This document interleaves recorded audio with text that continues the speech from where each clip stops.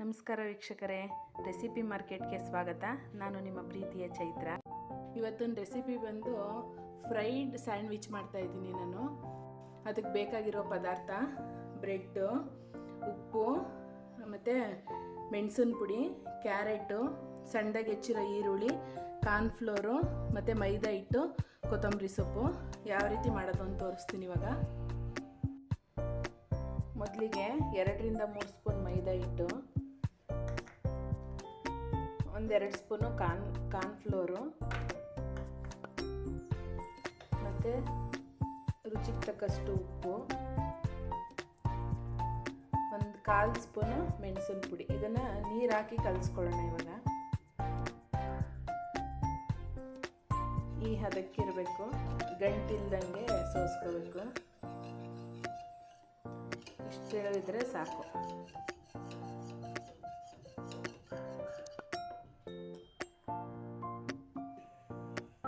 ಎಣ್ಣೆ ಕಾಯಕ್ಕೆ ಇಟ್ಟಿದ್ದೀನಿ. ಇವಾಗ ಬ್ರೆಡ್ನ ಈ ಥರ ಡಿಪ್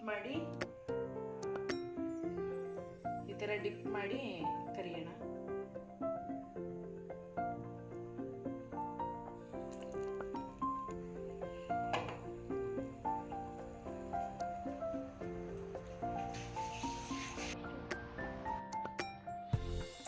ಇಷ್ಟಾದರೆ ಸಾಕು. ಗೋಲ್ಡನ್ ಬ್ರೌನ್ ಬರಬೇಕು. ಇದಕ್ಕೆ ಮೇಲ್ಗಡೆ ಟೊಮೆಟೊ ಕೆಚಪ್ ಹಾಕೋತಾ ಇದ್ದೀನಿ.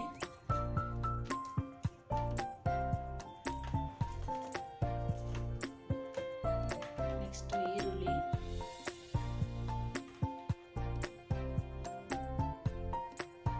ಕ್ಯಾರೆಟ್,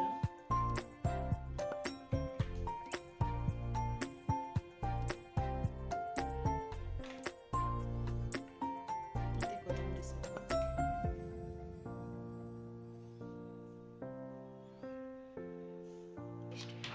ಕೊನೆಯಲ್ಲಿ ಸೇವ್ ಸೇರಿಸ್ತಾ ಇದ್ದೀನಿ.